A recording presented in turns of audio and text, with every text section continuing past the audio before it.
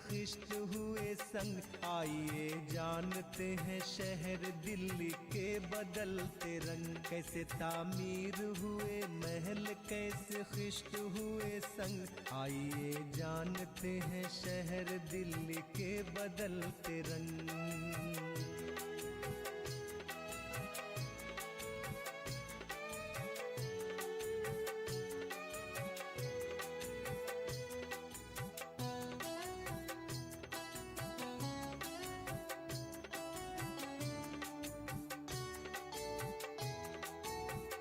कुछ अपनी तारीखें और कुछ वजूद पर करें नजर, कहाँ से कौन है हम हर हुदूद पर करें नजर। वक्त के साथ साथ कैसे लड़ी वक्त ने है जंग, आइए जानते हैं शहर दिल्ली के बदलते रंग। कैसे तामीर हुए महल, कैसे खिश्त हुए संग, आइए जानते हैं शहर दिल्ली के बदलते रंग।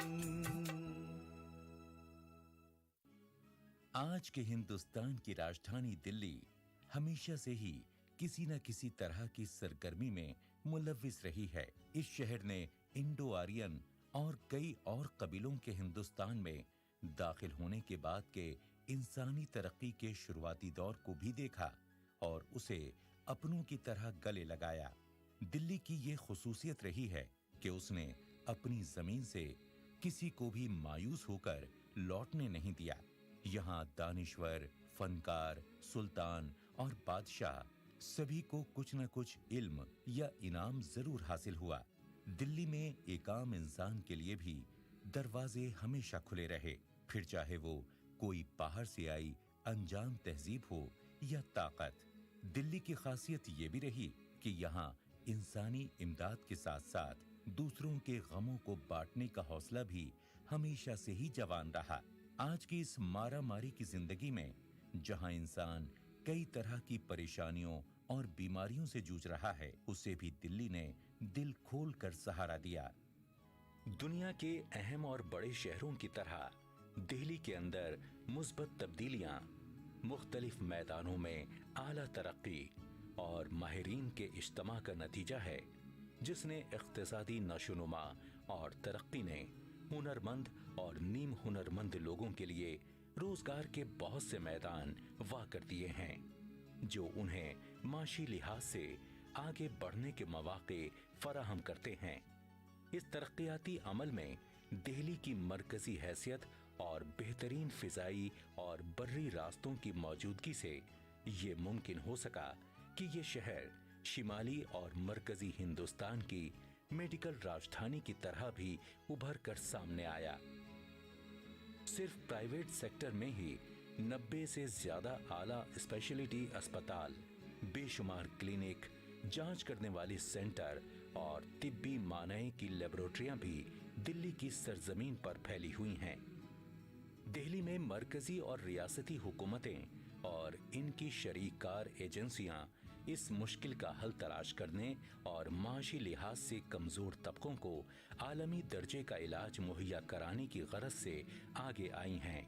All India institute of medical sciences इंतहाई अहम रिसर्च अस्पताल है, जिसकी बढ़तरी सारी दुनिया पर आया है।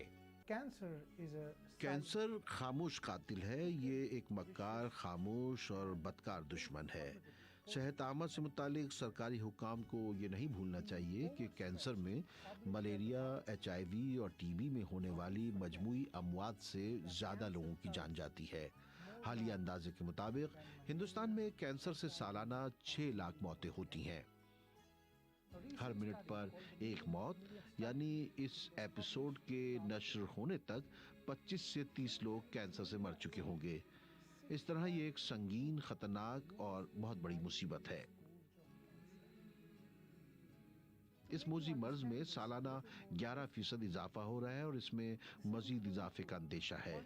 मर्ज से निजात पाने और मियारी मेडिकल सहूलियात हासिल करने के ख्वाहिशमंद मरीज दूसरी रियासतों से दिल्ली का रुख करते हैं, जिसकी वजह से यहाँ के अस्पतालों में तिल धरने की जगह नहीं रहती।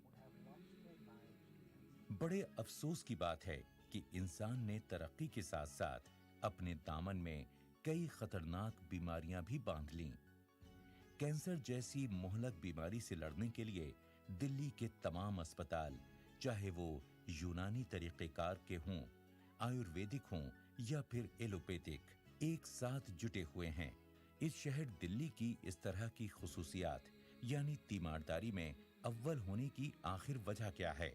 दरअसल दिल्ली में आपको हर नस्ल, कौम और मुल्क का टैलेंट मिल जाएगा। यानी हम कह सकते हैं कि दिल्ली दानिश्वरों, डॉक्टरों और साइंसदानों का एक मिला जुला संगम है। दिल्ली की एक खासियत ये भी है कि यहाँ तक पूरे हिंदुस्तान की आसानी से पहुँच बन पाती है, इसीलिए इसे हिंदुस्तान का दिल भी कहा जाता है।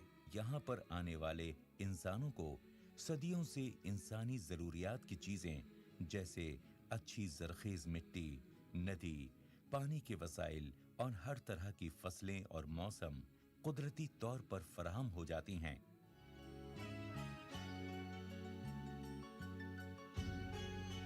बास किस्म के कैंसर में मरीज इलाज से शिफायाब हो सकता है, लेकिन तशखीस में ताखीर होने से मरीज इसकी नजर हो जाता है।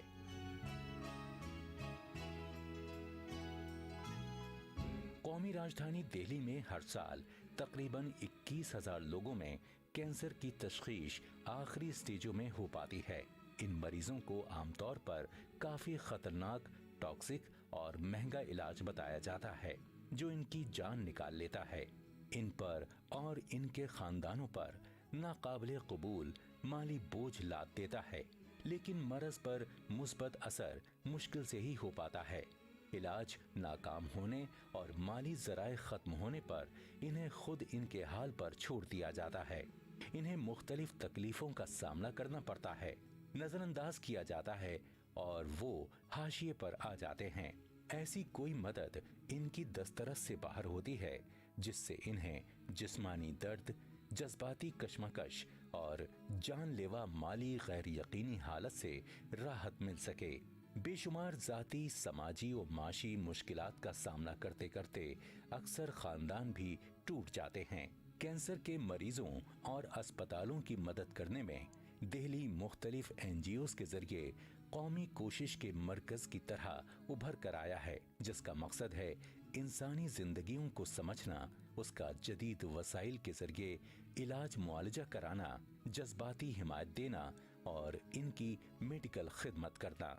कैन सपोर्ट ऐसी ही एक सोसाइटी है। इसको 1996 में दिल्ली में रजिस्टर किया गया था। ये आखिरी स्टेजों में मुब्तला कैंसर के मरीजों को तक़वियत पहुंचाने में बहुत काम करती है। ये तंजीम दरअसल मोहतरमा हरमिला गुप्ता के ज़ाती तजर्बे की बिना पर कायम हुई है, जो खुद कैंसर पर फतहयाब हुई हैं। ये तंजीम हम ख्याल वॉलंटियरों के ताउन से कैंसर के मरीजों को ज़रूरी इत्तलात, इमदाद और सहूलतें फराहम करती है। हमें गर्व है कि अब तक हमने कई हज़ारों पेशेंट्स को सपोर्ट दिया है उनके घरों में।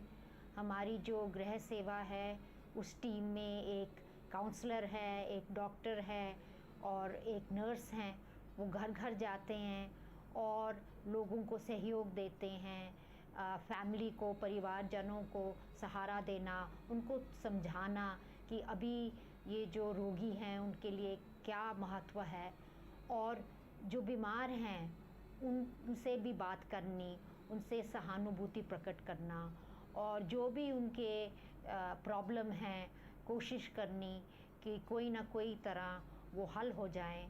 आज दिल्ली के बाशिंदे हर तरह से कोशिश कर रहे हैं कि दिल्ली की पहचान, दिल्ली की मेहमान नवाजी, दिल्ली की फराख दिली सब की सब जिंदा और बरकरार रहे। अल्लाह की रहमत बनी रही तो दिल्ली के ये अस्पताल और इनके काबिल डॉक्टर इस नामुराद बीमारी कैंसर को भी पूरी तरह से मात दे देंगे। इस शहर ने अपने सफर में ऐसे कई मोड़ देखे हैं जहां इसका आमना सामना नई नई चुनौतियों से हुआ है। दिल्ली आज भी अपने वतन के लोगों को ये यकीन दिलाना चाहती है कि वो एक दिन इस कैंसर जैसी सभी बीमारियों को नेस्त नाबूद कर देगी। हम जानते हैं कि हमारी ये दिल्ली 5 सदियों से भी मजीद वक्त तक सियासी तौर पर उथल पुथल की गवा रही है। यहाँ छोटे मोटे कबीलों, लुटेरों के साथ साथ खिलजी और तुगलक के बाद मुगलों जैसे बादशाहों ने भी अपने तख्त कायम किए, लेकिन दिल्ली ने कभी हार नहीं मानी और वो वक्त के साथ साथ बदलती और आगे बढ़ती रही। यहाँ कई ज़बानों ने अपने पंख खोले और कई मज़ाहिब ने अपने फिलोसफिकल शामियाने लगाए और इस दिल्ली को और ज्यादा पुरनूर और रंग बिरंगा बना दिया।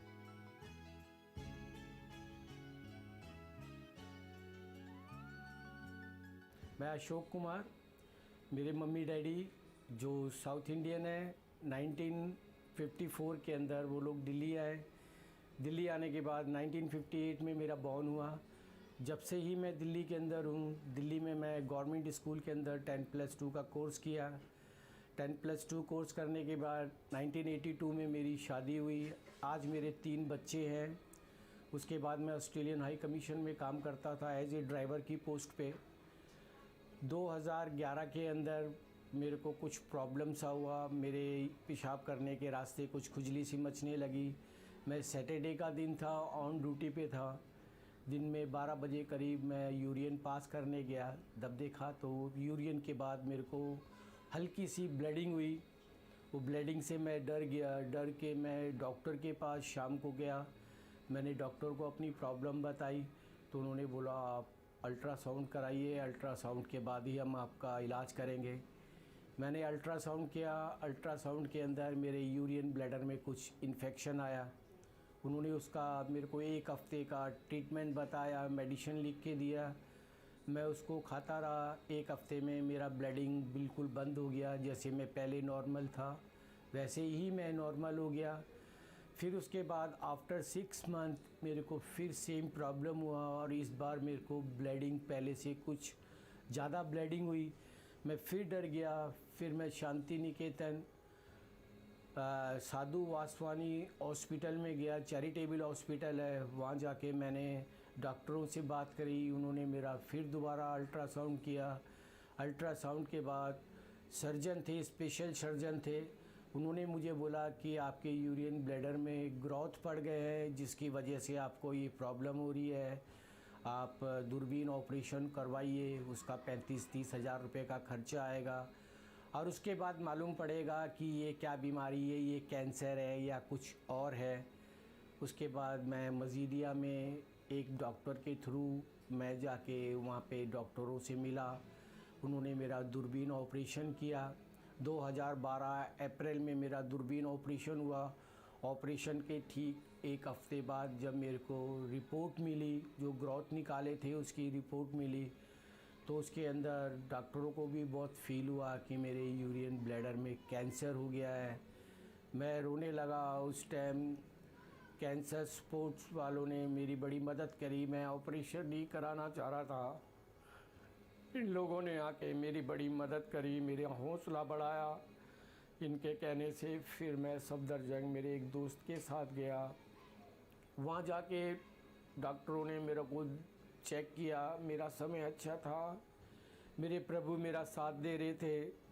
डॉक्टरों ने जल्दी मेरे को 2 महीने का टाइम मिला। उस 2 महीने के अंदर उन्होंने मेरा ऑपरेशन कर दिया। आज मेरे शरीर के अंदर मेरा यूरिन ब्लैडर नहीं है। मेरे बाहर आर्टिफिशियल यूरिन ब्लैडर मेरे को फिट किया हुआ है, जिसकी वजह से मेरे को कभी थोड़ी परेशानी भी होती है। बाकी मैं अब ज़िंदगी के अंदर खुश हूँ। शरीर का एक अंग अगर जो कट जाए, गिर जाए, उसका हर इंसान को दुख होता है। वही दुख मुझे है।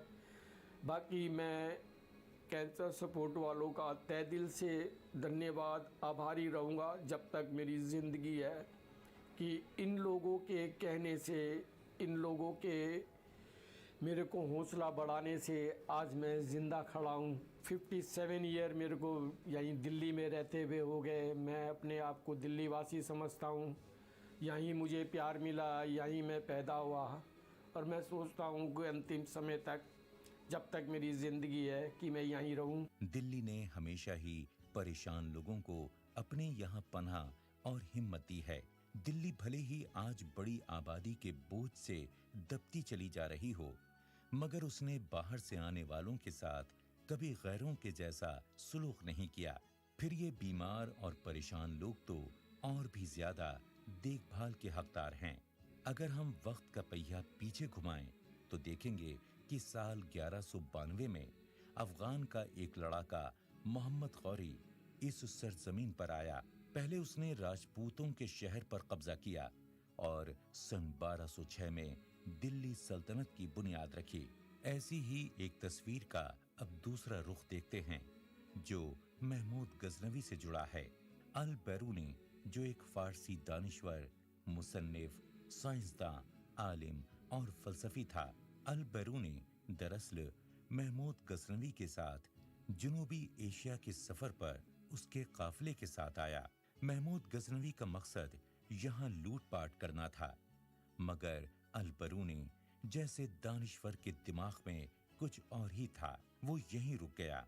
यहाँ रहते हुए उसने कई हिंदुस्तानी जबानों में किताबों और ग्रंथों को पढ़ा और समझा। अल बैरूनी ने 1030 में तारीख अल हिंद नाम की किताब लिखी, जिसे बाद में मगरिब में इंडिका के नाम से भी शाये किया गया।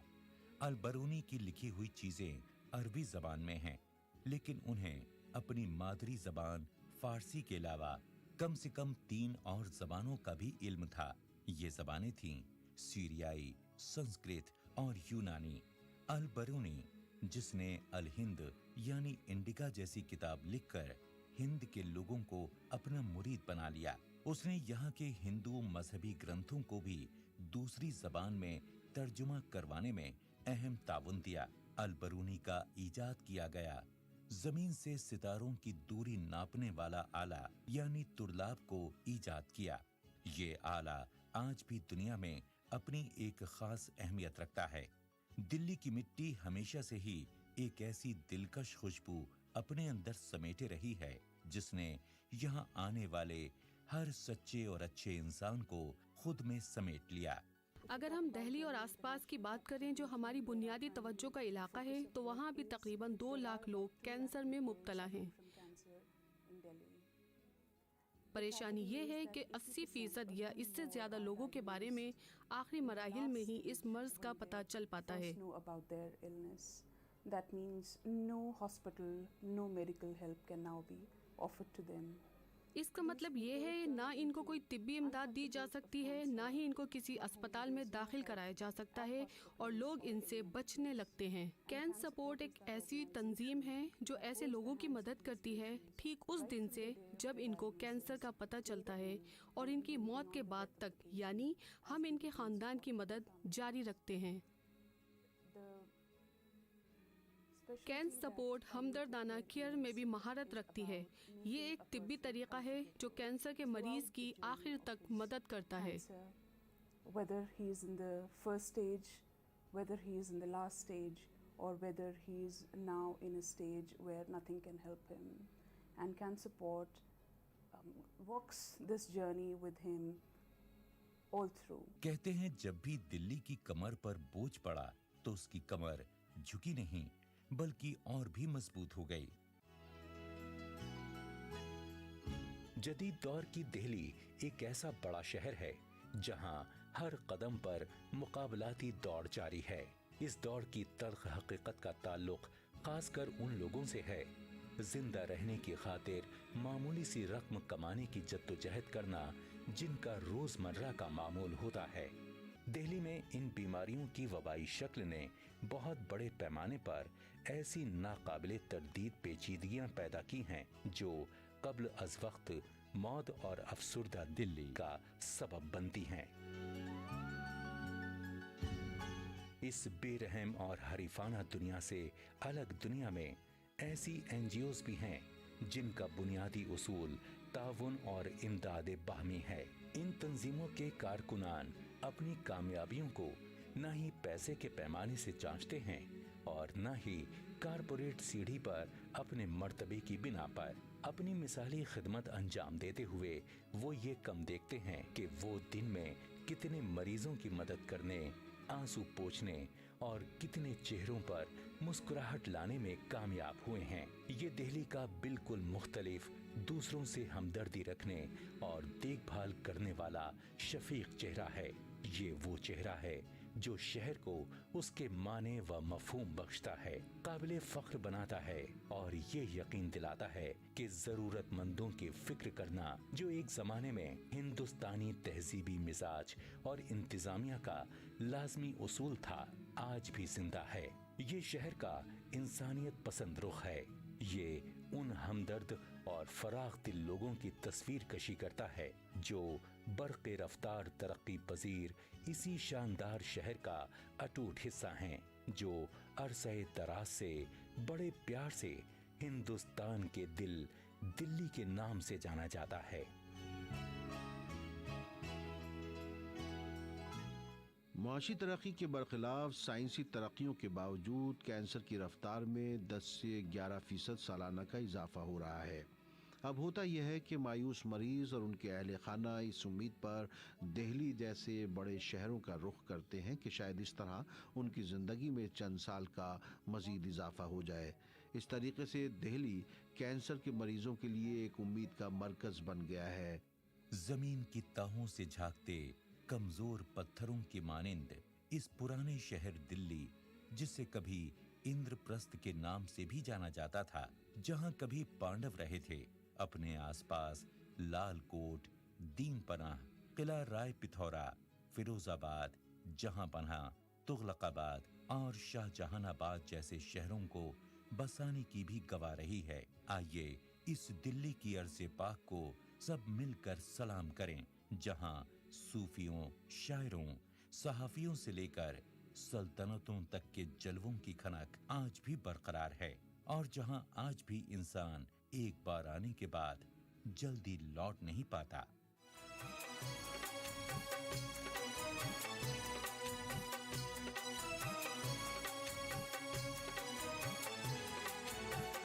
कैसे तामीर हुए महल, कैसे खिश्त हुए संग, आइए जानते हैं शहर दिल्ली के बदलते रंग। कैसे तामीर हुए महल, कैसे खिश्त हुए संग, आइए जानते हैं शहर दिल्ली के बदलते रंग।